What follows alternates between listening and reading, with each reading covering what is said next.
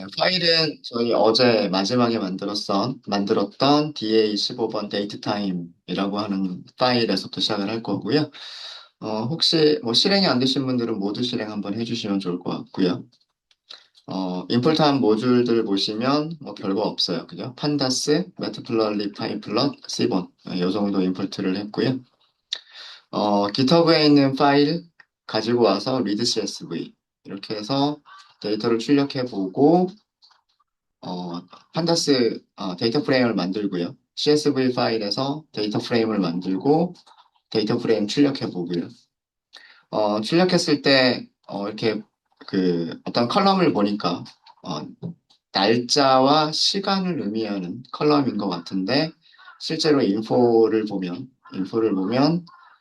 문자열로 되어져 있다라고 하는 걸 확인할 수 있었고요. 이런 경우에 우리가 기간별 통계를 하기 위해서 뭐 예를 들자면 연도별 아니면 월별, 분기별 이런 뭐 주별도 가능합니다. 네. 그런 그 그런 기간별 통계를 우리가 하기 위해서는 문자열보다는 데이트 타임이라고 하는 타입으로 변환하는 게 에, 사용하기가 편하다라고 말씀을 드렸었고요. 그래서 그 데이터 프레임에 데이트라고 하는 컬럼이 있었는데 그 데이트 컬럼을 날짜 시간 타입으로 변환해서 같은 컬럼에 그대로 어, 저장을 했어요. 그래서 데이터 프레임의 모양은 똑같지만 데이트 컬럼의 값들이 전부 다 데이트 타임 타입으로 변환된 거를 보실 수가 있으시고요. 어, 이렇게 하실 수도 있으시고요. 이렇게 하실 수도 있으시고 아니면 그 아예 처음부터 우리가 CSV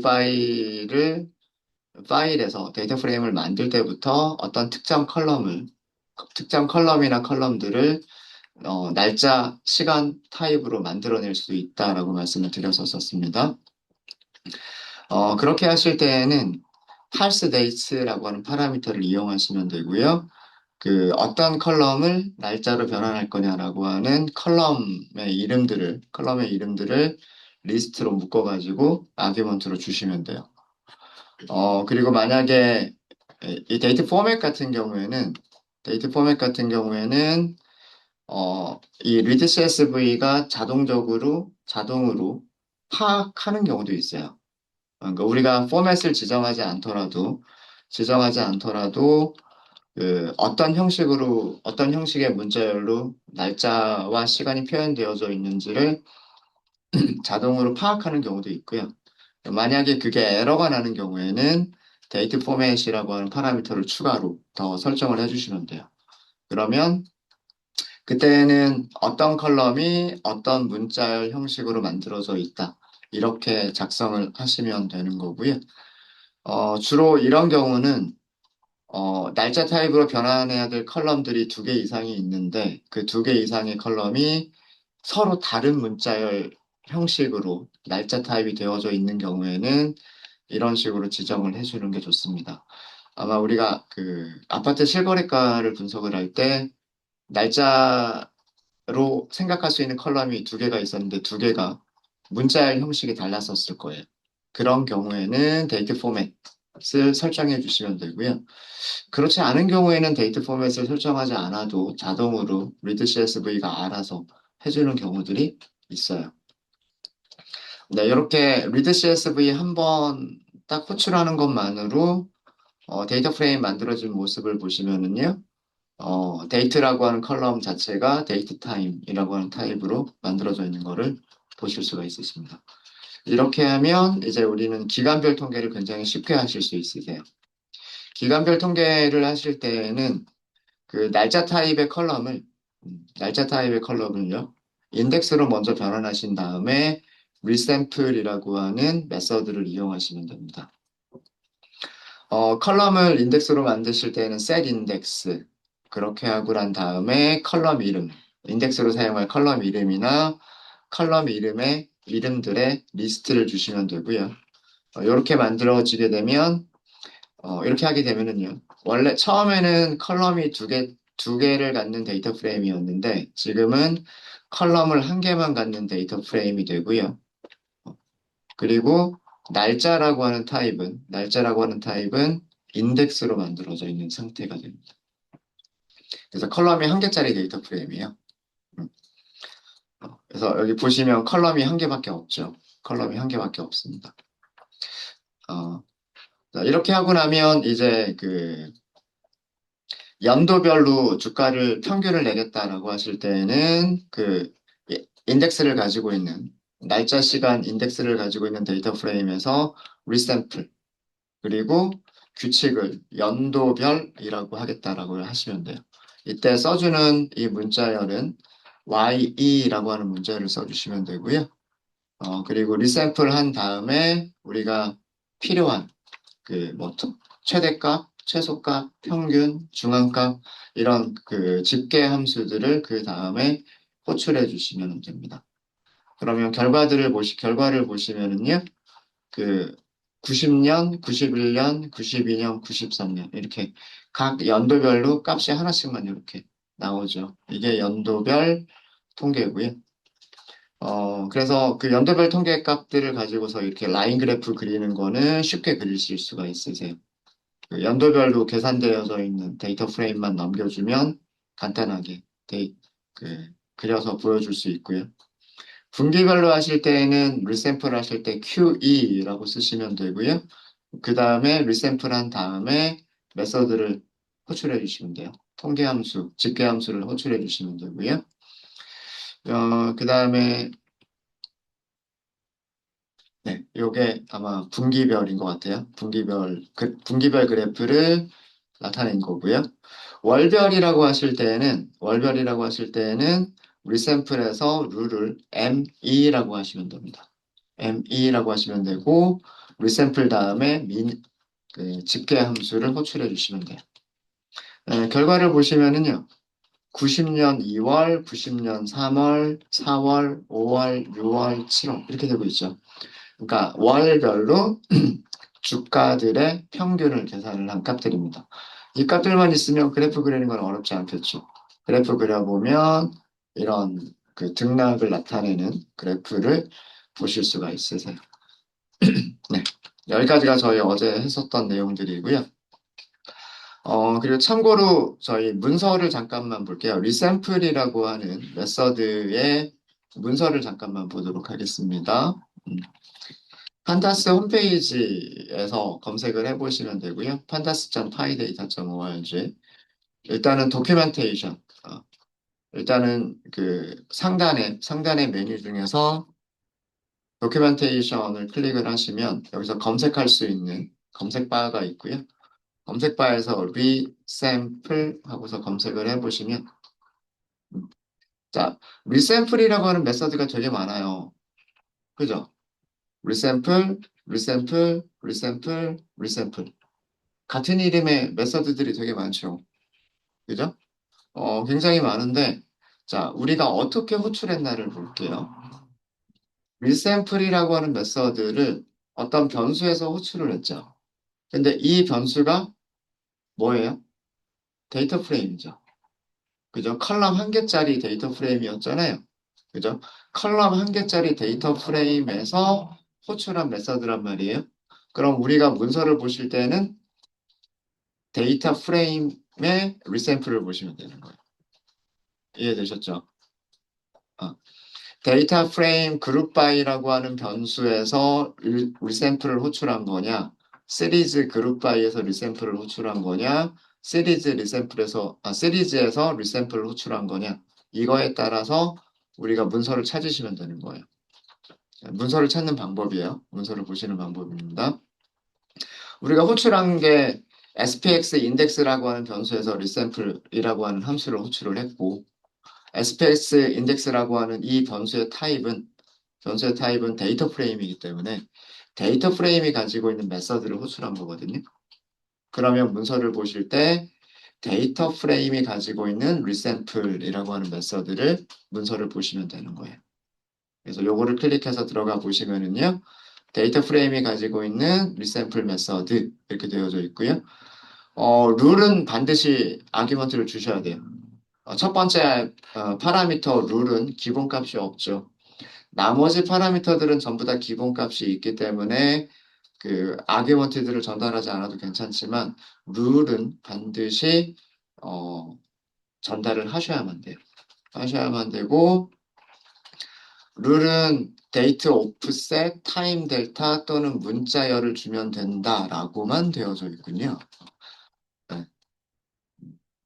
타임 오프셋이라고 하는 클래스 타입으로 주거나 타임 델타라고 하는 타입으로 주거나 아니면 문자열을 주면 된다라고만 되어져 있어요. 이 문자열이 종류들이 문서에 없군요. 잠시만 밑에 조금만 더 볼게요. 혹시나 있을지 모르겠어서.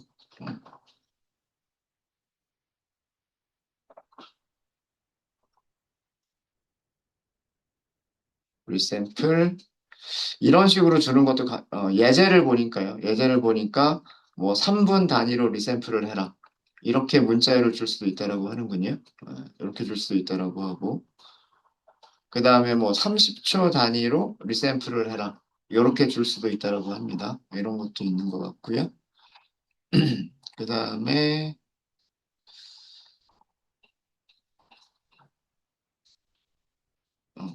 네, 여기 보시면 리샘플을 Q 이렇게 하고 있죠. 근데 어제 우리가 Q라고 했더니 그 워닝 메시지를 보여줬었죠. 그러니까 예제가 조금 옛날 예제네요. 그죠? 사실 바뀐 지 얼마 안 됐어요. 분기별이라고 할 때는 Q만 한 글자만 쓰면 됐었거든요. 그 다음에 월별이라고 할 때는 M. 근데 아마 그 어제 그 저희가 수업 시간에 했던 코드들을 보면 Q 다음에 QE, M 다음에 ME, Y 다음에 YE 이렇게 있을 텐데 그게 아마 버전 업그레이드가 되면서 문자열을 코드가 바뀐 것 같아요. 바뀐 것 같은. 그래서 여기는 또 이렇게 나오고 있군요. 여기는 ME 이렇게 나오고 있네. ME 이렇게 나오고 있고.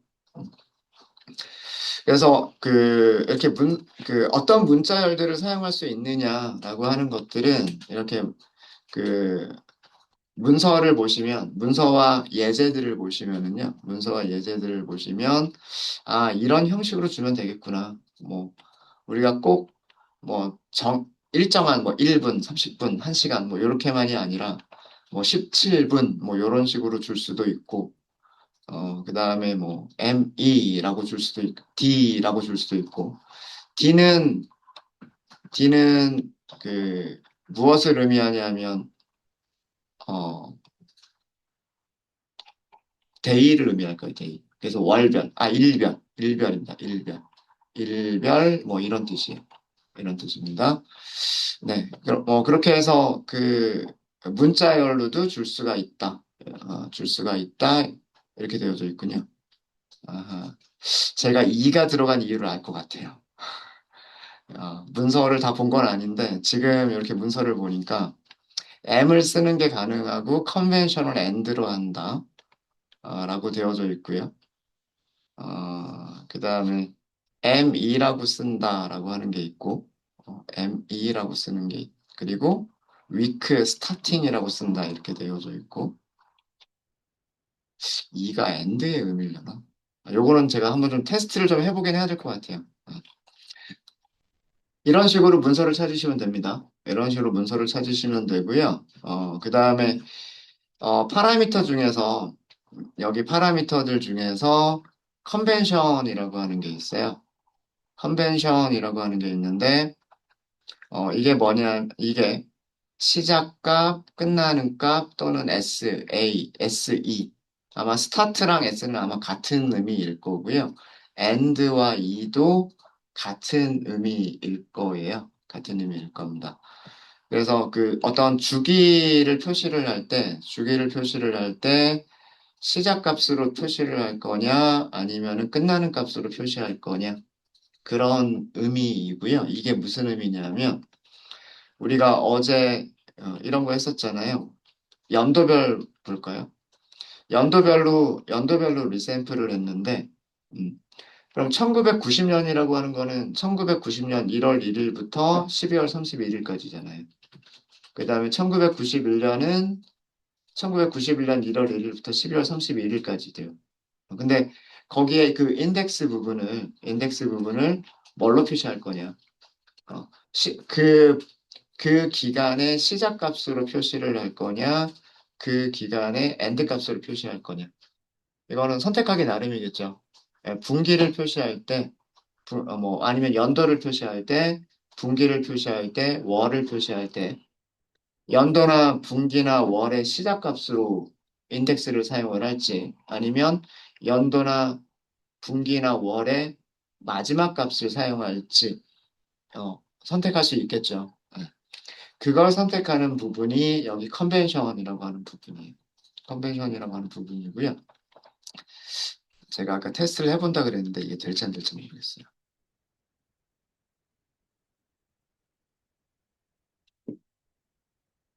되죠? 네. 네. 워닝에 나왔던 이유가 이것 때문인 것 같아요. 이렇게 바뀌었군요.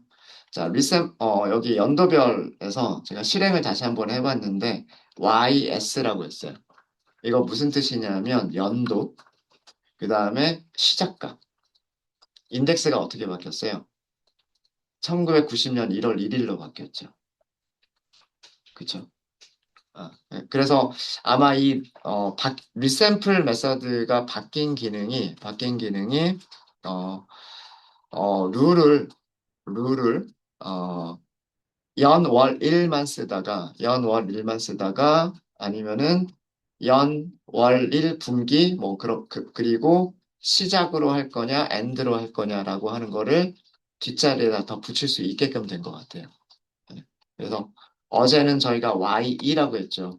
연도별인데, 인덱스는 엔드 값으로 쓰겠다. 그렇게 생각하시면 될 것 같아요. 이게. 그러면, 여기 보시면 각 연도별로 그 연도의 마지막 날짜가 그 인덱스로 만들어지게 됩니다. 그래서 이 뒤쪽에 한 글자가 더 들어갔었던 이유가 컨벤션이라고 하는 파라미터를 대체하기 위해서 컨벤션이라고 하는 파라미터를 대체하기 위해서 이 룰에다가 그거를 문자로 포함을 시킨 것 같아요. 새로운 기능을. 불과 6개월 전만 하더라도 Y만 써도 충분했었었거든요. 네. 네, 문서를 보다 보니까 이런 것도 알게 되는군요. 이런 식으로 하시면 되겠습니다. 이런 식으로. 그래서 문서를 찾는 연습을 해보시고, 그 다음에 그 문서의 예제들을 보시다 보면, 아, 이거 이렇게 사용하면 되겠구나라는 그런 힌트들을 많이 얻으실 수가 있으세요. 판다스나, 그 다음에 우리가 앞으로 공부하게 될 머신러닝, 뭐, 사이클런과 같은 그런 그 뭐, 패키지들을 많이 공부하게 될 텐데, 걔네들이 문서와 예제들이 굉장히 잘 돼 있어요. 그래서 그런 문서와 예제들을 참고를 하다 보면 여러 가지 힌트들을 많이 얻으실 수가 있으실 겁니다. 네, 이런 정도로 하고요. 어제 문제로 드렸던 뱅크리스트라고 하는 데이터셋 보도록 하겠습니다. 제가 지금 열어뒀어요. 뱅크리스트라고 하는 파일을 열어뒀는데, 제 GitHub에 있고요. banklist.csv 이렇게 만들어져 있고 실제 파일은 이렇게 만들어져 있어요. 어, 이름, 뱅크 네임, 그 다음에 쉼표, 도시, 쉼표, 그 다음에 이런 식으로 값들이 들어가 있죠. 그러니까 값들이 뭘로 구분이 되어져 있냐면 쉼표로 구분되어져 있는 CSV 파일이에요. 그러니까 일반적인 CSV 파일이죠. 일반적인 CSV 파일이고 조금 축소해서 보여드릴까요? 어, 첫 번째 줄은 컬럼 이름이에요. 첫 번째 줄은 컬럼 이름이고, 두 번째 줄부터가 실제 데이터들입니다. 실제 데이터들이고, 첫 번째 컬럼은 그 은행 이름을 의미를 하고요.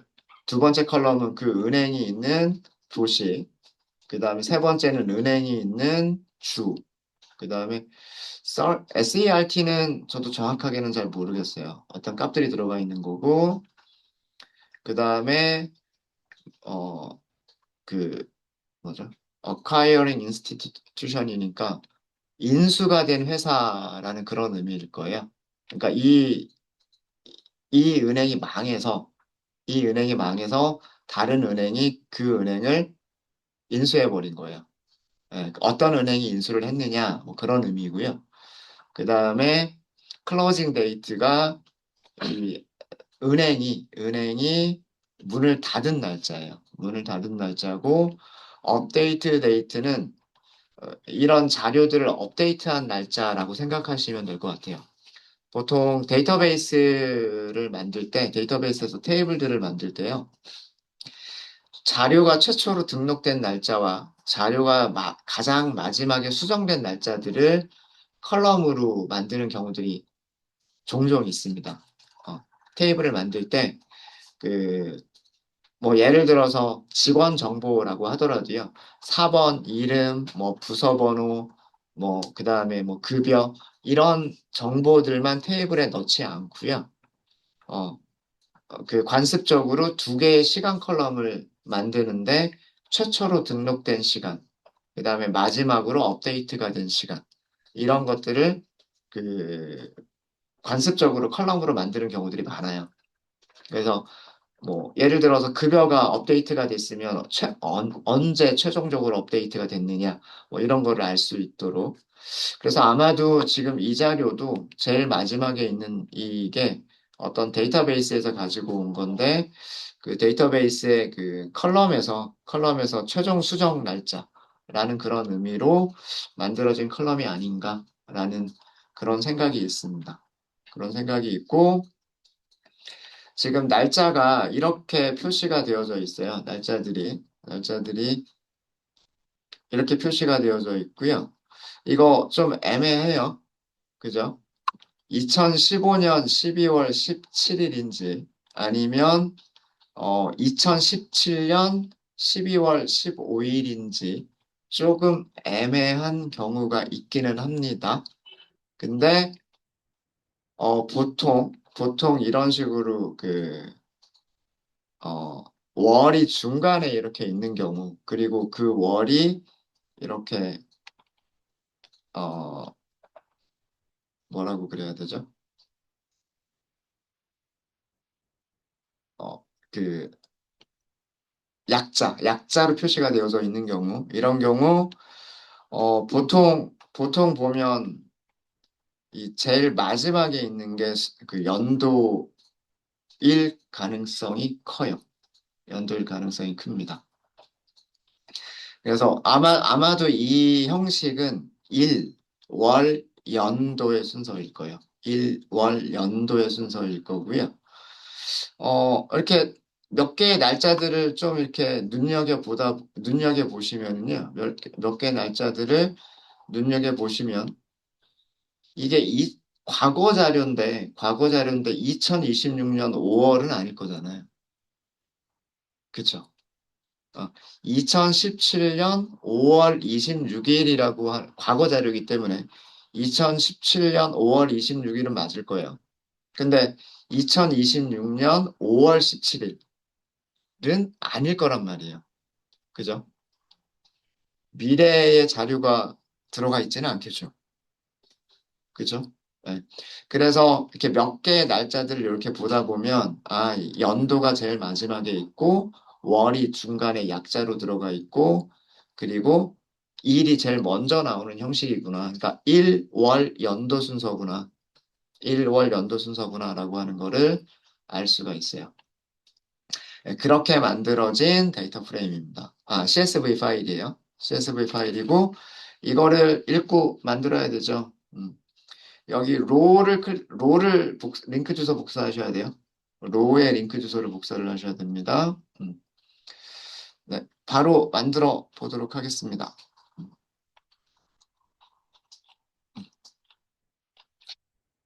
뱅크 리스트 파일이라고 할까요? 아까 복사한 주소를 여기다 붙여넣기를 할게요. 여기 중간에 주소 중에서 row라고 있어야 돼요. 그래야 텍스트 형식으로 CSV 파일을 제대로 읽을 수가 있어요. 자, 이렇게 하고 데이터 프레임 바로 만들어 볼게요. 데이터 프레임 이름은 뱅크 리스트라고만 하도록 하겠습니다. pandas read csv 이렇게 하시면 되고요. 일단은 그냥 먼저 만들어 보세요. 그, 뭐 어떤 컬럼을 날짜로 쓰겠다, 뭐 이런 거 생각하지 말고, 그냥 일단 먼저, 만들어 보고, 원하는 형식으로 만들어졌는지를 한번 확인해 보시는 거예요. 자, 이렇게 해서 만들어 보고요. 그 다음에 뱅크 리스트를 출력을 한번 해볼게요. 앞에서 5개, 위에서 5개, 중간에 생략. 이렇게 출력이 되겠죠. 이렇게 출력이 될 거고, 어, 데이터 프레임은 정상적으로 만들어진 것 같아요. 뱅크 네임, 시티, 뭐 스테이트, SERT, acquiring institution, 그다음에 클로징 데이트, 업데이트 데이트 이런 식으로 만들어져 있으니까 잘 만들어져 있는 것 같고요. 데이터 타입들, 각 컬럼의 데이터 타입들을 한번 확인해 볼게요. banklist.info를 보시면 되겠죠. banklist info를 보시면 될 텐데, 우선 은행 이름, 은행 이름은 당연히 문자열이겠죠. 그 다음에 은행이 위치한 도시도 문자열 맞고요. 그 다음에 주 이름도 문자열 맞고요. SERT에는 여기 몇 개밖에 안 보이긴 하지만 전부 다 그 정수만 들어가 있군요. 네, 그래서 정수 타입이라고 되어져 있고요. Acquiring Institute가 오브젝트라고 되어져 있어요. 오브젝트 문자열 맞죠? 문자열 맞고 그 다음에 클로징 데이트와 업데이트 데이트가 있는데 클로징 데이트와 업데이트 데이트가 전부 다 문자열이라고 되어져 있습니다. 문자열. 그죠? 그러니까 이 read.csv에서는 일단 클로징 데이트와 업데이트 데이트는 그 자동으로 변환해 주진 않았고요.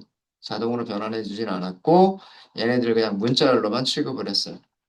문자열로만 취급을 했고 그럼 만약에 우리가 이거를 변환하겠다라고 하시면은요. 투데이트를 한번 써볼게요. 뱅크리스트, 뱅크리스트, 그 다음에 컬럼 이름에 지금 공백이 들어가 있어요. 그쵸? 컬럼 이름에 공백이 들어가 있으면 점 하고서 컬럼 이름을 쓸 수가 없죠. 그렇기 때문에 이때 컬럼을 선택하시려면 이렇게 하실 수밖에 없으세요. 이렇게 해서 closing date 이렇게 찾으실 수밖에 없으십니다. 이렇게밖에 안 보이죠. 자, 이거를 점 그리고 to date time 이렇게 하시면 돼요. 자, 일단 되나 안 되나 볼까요? 안 되죠. 안 돼. 아, 잠시만요.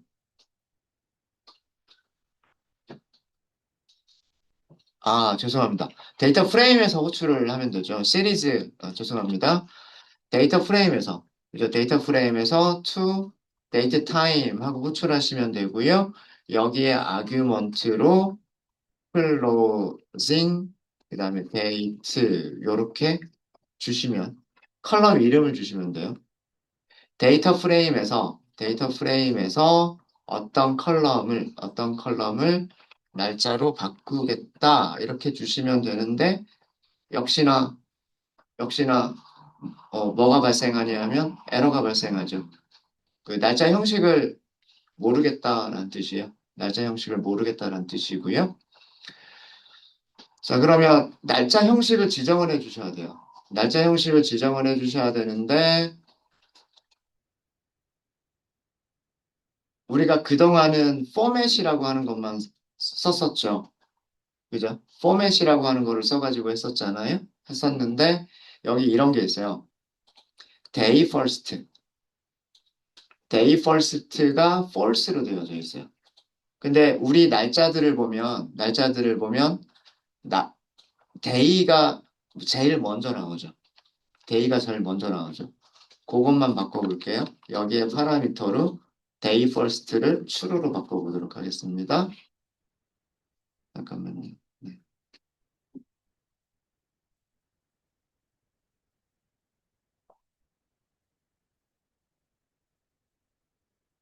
여기서도 에러가 나는군요.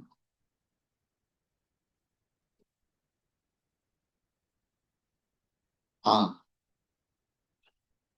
컬럼 이름을 주는 게 아니었죠? 잠시만요. 아, 제가 실수한 건 이거였었군요. 아, 데이트 타임으로 만들어져 있는 시리즈를 줘야 되는 거였었군요. 아규먼트가. 죄송해요. 여기에, 여기에 뭘 써주셔야 되냐면, 뱅크 리스트. 이렇게 쓰셔야 돼요. 그렇죠? 컬럼 이름만 주는 게 아니고요. 제가 실수했어요. 컬럼 이름만 주는 게 아니라 컬럼 자체를 주셔야 돼요. 투 데이트 타임을 하실 때에는요, 컬럼 이름만 주는 게 아니라 컬럼 자체를 주셔야 됩니다. 컬럼 자체를 주셔야 되고요. 컬럼 자체를 주셔야 되고, 일단, 네. 그리고 day first까지를 먼저 줘볼게요. 자, 이렇게 하니까 일단 또 워닝이 발생하긴 했어요. 워닝이 발생하긴 했는데, 바뀐 날짜들을 한번 보도록 하겠습니다. 바뀐 날짜들을 보시면은요, 여기 15, DC 17이라고 하는 게 첫 번째 문자열이 어떻게 바뀌었냐면 2017년 12월 15일이라고 바뀌어 있어요. 그러니까 우리가 원하는 날짜가 맞죠? 우리가 원하는 날짜가 맞아요. 중간 요 세 번째 데이터 볼게요. 세 번째 날짜를 보시면 26, 5월 17이라고 되어져 있는데 2026년 5월은 아닐 거다라고 우리가 생각했잖아요. 그죠? 그래서 이거는 2017년 5월 26일이라는 뜻이에요. 2017년 5월 26일. 여기도 세 번째 볼까요? 세 번째 데이터 2017년 5월 26일이라고 잘 되어져 있죠. 그죠? 그죠? 네. 그러니까 그 날짜들이 정상적으로 다 변환이 된 것처럼 보입니다. 그죠? 네. 되셨습니까? 원인의 내용은 원인의 내용은 제가 좀 찾아볼게요. 되셨어요? 그러니까 우리가 그 날짜 포맷을 그 일, 월, 그 다음에 연도다라고 하는 거를 지정하지 않더라도 이렇게 파라미터를 가지고서 그 하실 수 있는 방법이 있어요. 되셨습니까? 네.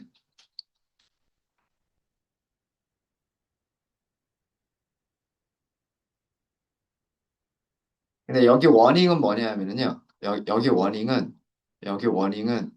day first true라고 하지 말고 하지 말고 팔싱 하는 게 정말 정확하게 하기 위해서는 포맷을 지정해라라고 되어 있어요.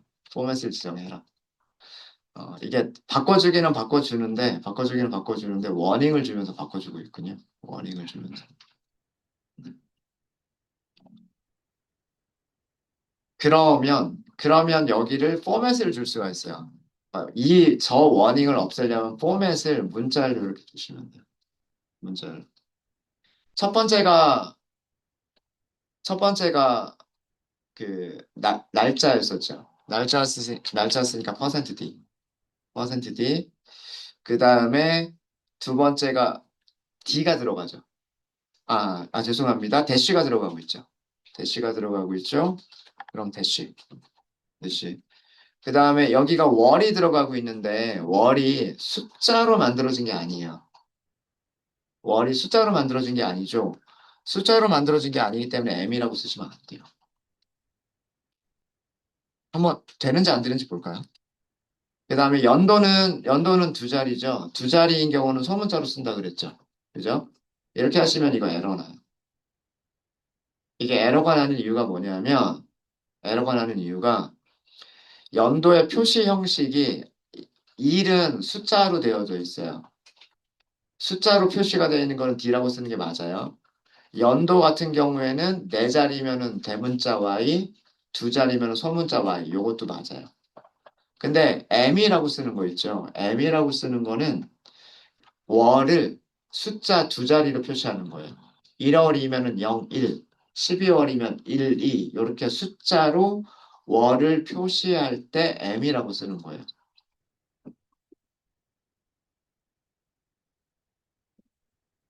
이렇게 문자열로 되어져 있는 경우에는 M이라고 쓰시면 안 돼요.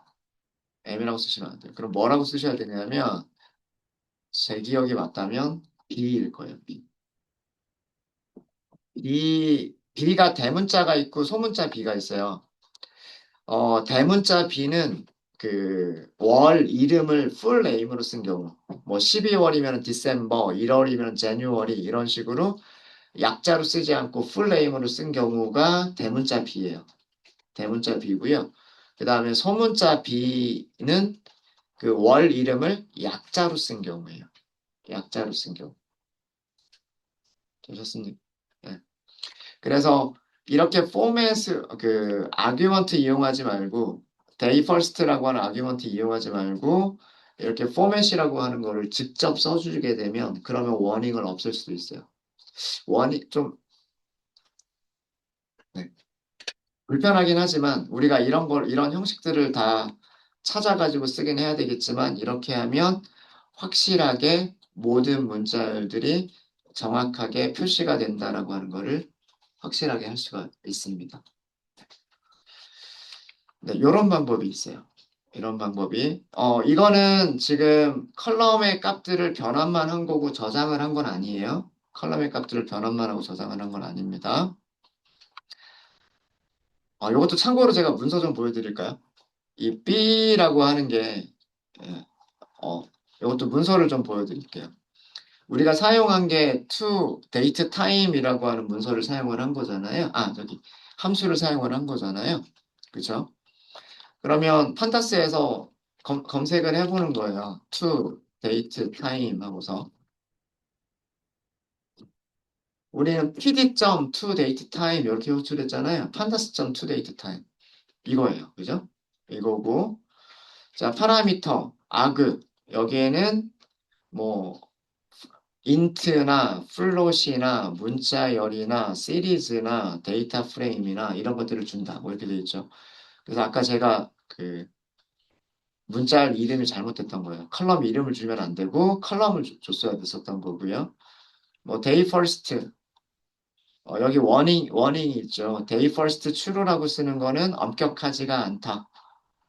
엄격하지가 않다. 그래서 그러니까 뭐 문자열을 데이트 날짜로 변환할 때 에러가 있을 수도 있다. 감안해라. 뭐 그런 의미예요. 그런 의미. 아까 우리가 보여줬던 것도 그렇고 뭐 이것도 엄격하지 않다. 뭐 그런 거고요. 아까 포맷 있었죠, 포맷. 포맷에는 문자열을 주면 된다 그랬어요. 문자열. 예를 들면 %d, %m, %y와 같은 형식으로 문자열을 주면 된다 그랬죠. 그죠? 그러면서 문서가 여기에 다른 문서가 있으니까 이 문자열 형식은 어떻게 만들어야 되는지라고 하는 거에 대한 문자열 형식은 여기 있다. 링크가 있어요. 링크 따라서 들어가 볼게요. 링크 따라서 들어가 보시면은요. 음. 쭉 내리시다 보면 이런 내용들이 있어요. %A, 대문자 A, %W, %D, 소문자 B, 대문자 B. 이런 식으로 그 우리가 코드에서 포맷을 만들 때 사용하는 이 관용 어구들 있죠. 관용 어구들이 여기에 정리가 되어져 있어요. 여기 정리가 되어져 있고 여기 보시면은요. %B라고 하는 거는 월 이름인데 약자로 되어져 있는 월 이름 이렇게 되어져 있고요. 대문자 B는 월 이름인데 그 약자가 아닌 전체 이름 이렇게 되어져 있어요. 그 다음에 소문자 M은 월 이름인데 숫자로 만들어진 월이다라는 뜻이에요. 그러니까 01, 02, 03, 11, 12 이렇게. 예. 그래서 뭐 그리고 뭐 소문자 Y는 뭐 두 자리 정수 그 다음에 대문자 y는 네 자리 정수, 뭐 이런 식으로 만들어져 있습니다. 그래서 이거 다 외울 수 없잖아요. 외울 수 없으니까 그때그때 저도 그때그때 검색하면서 써요.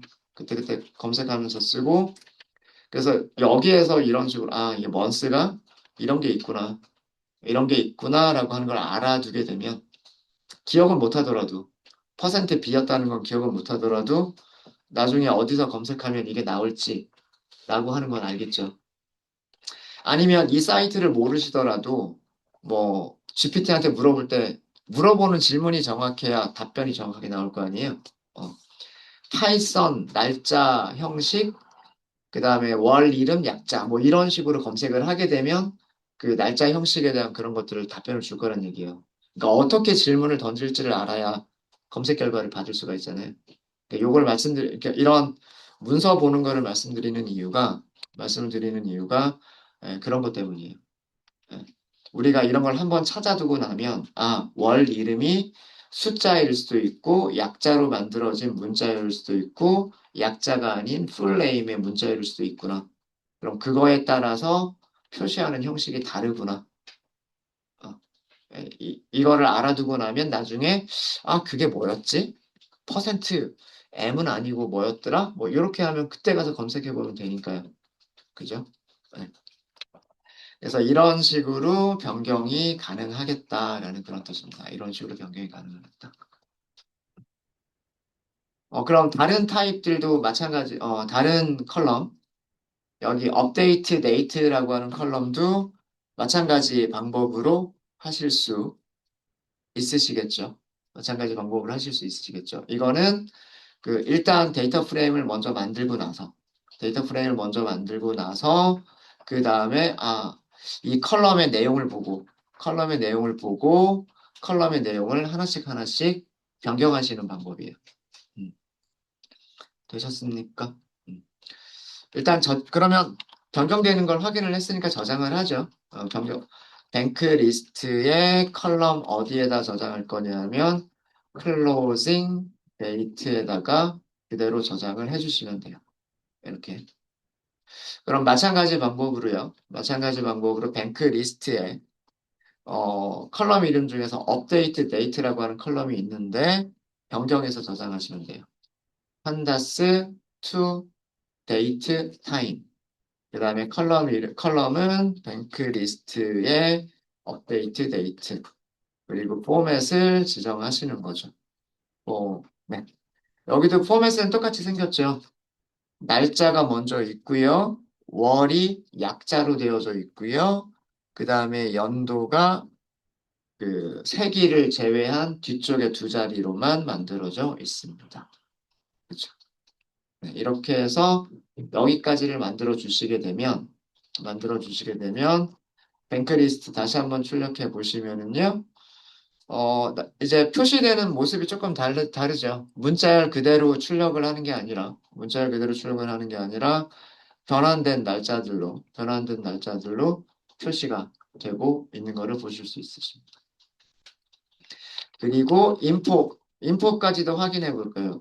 해볼게요.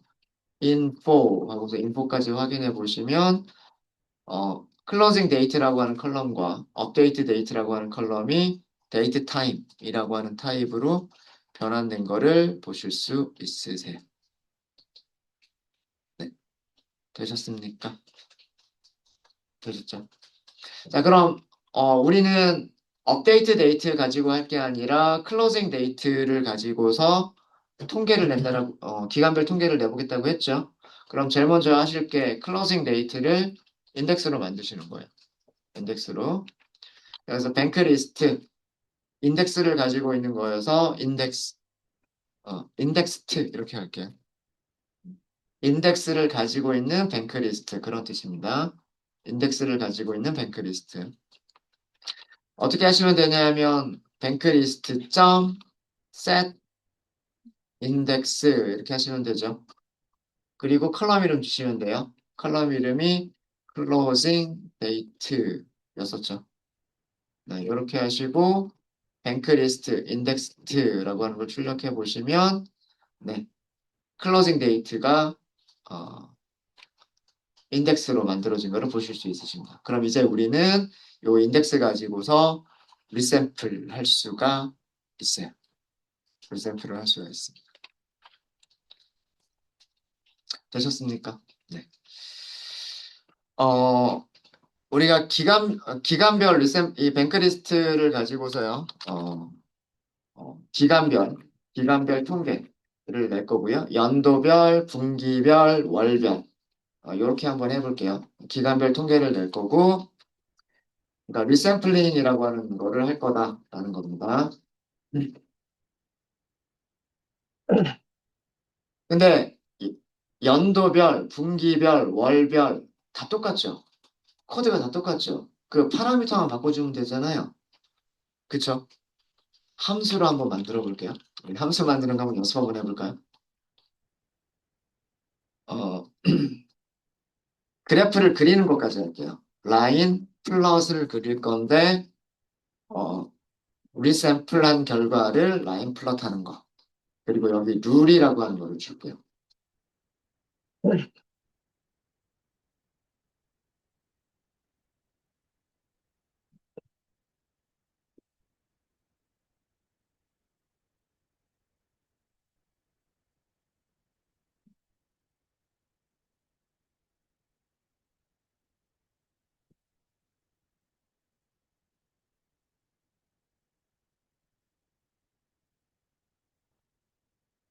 이 룰 파라미터는요, 연도별이냐, 아니면 분기별이냐, 월별이냐라고 하는 문자열을 전달받는 거예요.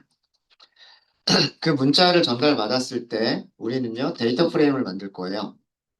데이터 프레임을 어떻게 만들 거냐면, 뱅크리스트 인덱스들을요, 리샘플을 할 거예요. 여기다가 룰을줄 거예요. 파라미터 룰에다가 전달받은 룰을 준다는 얘기예요. 그냥 이렇게만 쓸까요? 이렇게만 쓰면 되니까. 자, 그 다음에 저희가 할 일이 뭐죠? 은행들의 개수를 세야죠. 은행들의 개수를 셀 거니까 무슨 함수 호출하면 될까요? 개수를 셀 때. 사이즈예요. 사이즈입니다. 사이즈를 하시면, 이걸 먼저 보여드릴까요, 그러면? 자, 뱅크리스트, 인덱스트, 그 다음에 리샘플, 우리 연도 엔드 값으로 할게요. 연도 엔드 값, 그 다음에 점 사이즈. 이렇게 호출하면 이렇게 나온단 말이에요. 2000년 1월 1일부터 12월 31일까지예요. 안에 있는 그 은행 개수는 두 개. 2001년, 1월 1일부터 12월 31일까지는 4개. 2002년 1월 1일부터 12월 31일까지는 11개. 이렇게 나오는 거예요. 이렇게. 사이즈를 사용하시면 됩니다. 사이즈. 그래서 이런 데이터 프레임을 만들어내겠다는 뜻이에요. 이런 데이터 프레임을 만들어내서, 자, 이 코드 이해되시죠? 이 코드. 이걸 이용해서 그래프를 그릴 거예요. 일단, 어, plt.figure라고 해가지고요. 피그 사이즈를 조정을 할 건데, 피그 사이즈는 가로 길이를 되게 길게 만들 겁니다. 가로 길이를 길게 만들고요. 그 다음에 라인 플러스를 그릴 거예요. 라인 플러스 그릴 때 데이터는 데이터 프레임을 줄 거예요. 데이터 프레임을 줄 거고요. 그 다음에 그리드 그려줄 거예요. 그리드, 그리고 plt.show까지를 불러줄 겁니다. 자, 이렇게 해서 함수를 만들었어요. 마커도 찍을까요? 라인 그래프 그릴 때 마커도 찍을게요. 마커 하고서 동그라미로 마커까지 그릴게요. 아마 이 코드가 위쪽에 있는 코드랑 똑같을걸요? 네. 자, 보겠습니다. 라인 플러, 리샘플, 그 다음에 룰을, 아까 우리 했던 것처럼 y, and. 이어 엔드라는 뜻이에요. 이어 엔드 해볼게요. 이렇게 나오죠. 우리 데이터 프레임 보시면은요. 2001년, 2002년, 2003년, 2004년, 2005년, 2006년, 2007년. 연도별로 점들이 하나씩 찍혀 있어요. 연도별로. 잘 되십니까?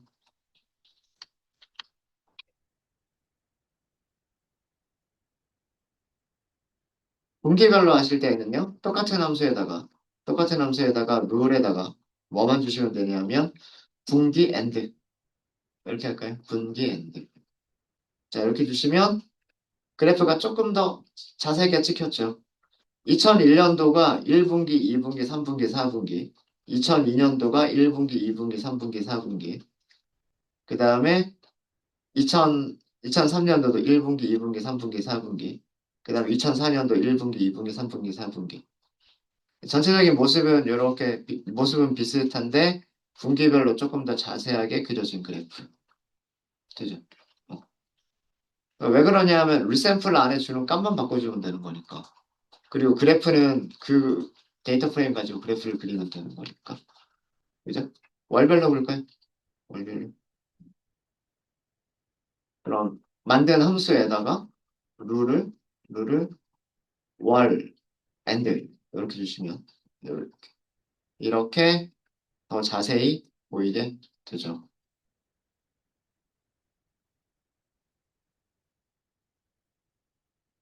자, 네.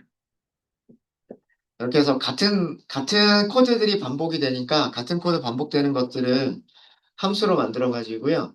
그래서 한 번에 그 함수만 호출해서 그 똑같은 그래프 그리도록 한번 만들어 봤어요.